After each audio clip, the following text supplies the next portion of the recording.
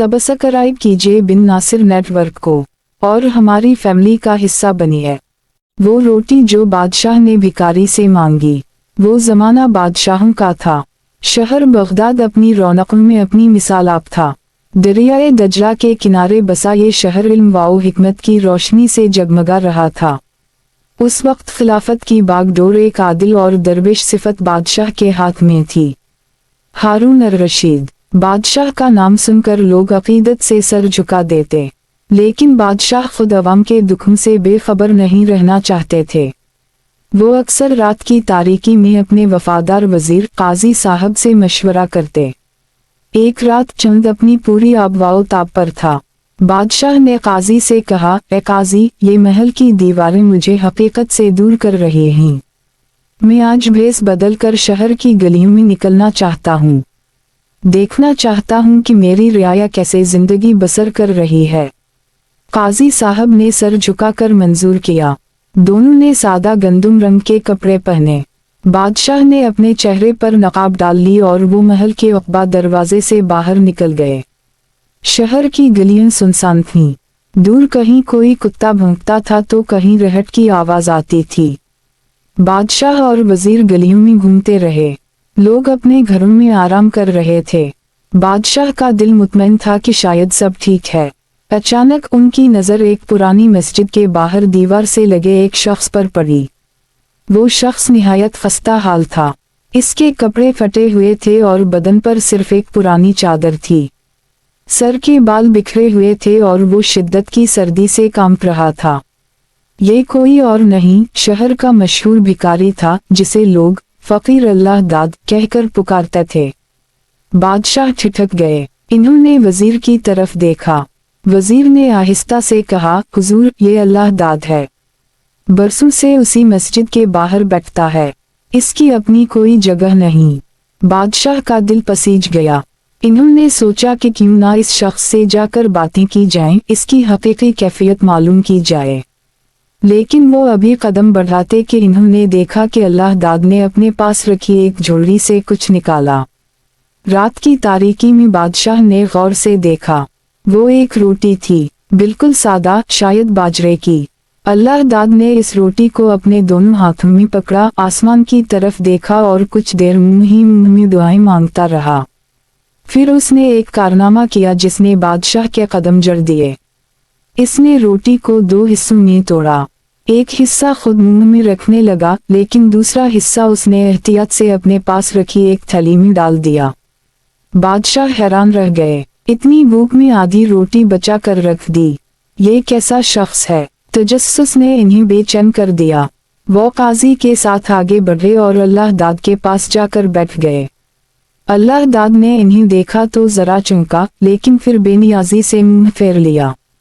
बादशाह ने आवाज दी, भाई, हम मुसाफिर हैं, रात की सैर को निकले हैं। तुम यहाँ अकेले क्यों बैठे हो?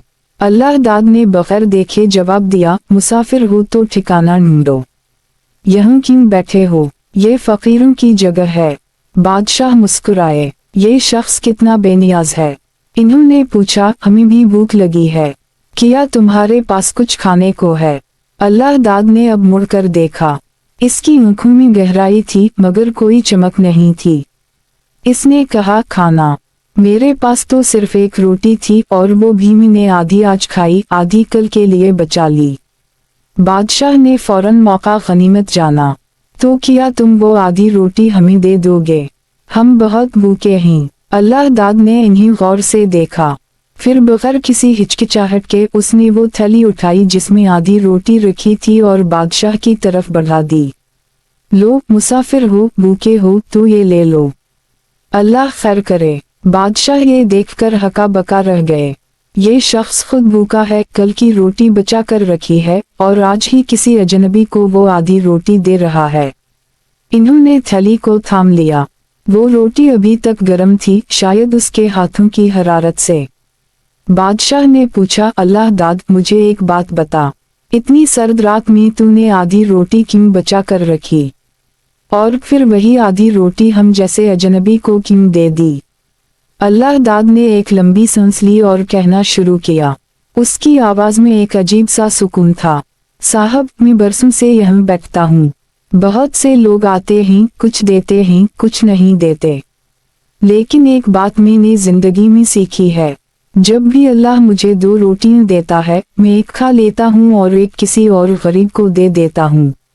लेकिन जब सिर्फ एक रोटी मिलती है तो उसे आधा आधा करके खाता हूँ, आधी आज आधी कल। लेकिन आज एक बात और है। बादशाह गौर से सुन रहे थे। अल्लाह दाद ने कहा, आज जब तुम दोनों को देखा तुम्हारी आंखों में भूख नहीं थी बल्कि कोई और बात थी। मुझे लगा शायद ये लोग मुझसे ज्यादा मोहताज हैं। मेरे पास जो था वो मैंने दे दिया, कल की फिक्र अल्लाह करेगा। बादशाह की आंखों में नमी थी। इन्होंने अल्लाह दाद के हाथों को अपने हाथों में ले लिया। वो कपा रहे थे मगर उनमें इत्मीनान था। बादशाह ने कहा, अल्लाह दाद तूने आज मुझे बड़ी रोटी खिलाई है, मगर ये रोटी बाजरे की नहीं इंसानियत की थी। ये कहकर बादशाह ने अपने चेहरे से नकाब हटा दिया। चांदनी रात में बादशाह का चेहरा दमक उठा। अल्लाह दाद की आंखें हैरत से फटी रह गईं। वो फौरन खड़ा होना चाहता था मगर बादशाह ने उसे बाजू से पकड़ लिया। नहीं अल्लाह दाद, अब नहीं। आज का बादशाह में नहीं तू है। तूने मुझे सिखाया कि देना सीखना है तो लेना भूलना पड़ता है, कल की फिक्र छोड़नी पड़ती है। अगली सुबह शहर बगदाद में एक अजीब खबर गूंजी। बादशाह के हुक्म से अल्लाह दाद को एक छोटा सा घर दिया गया।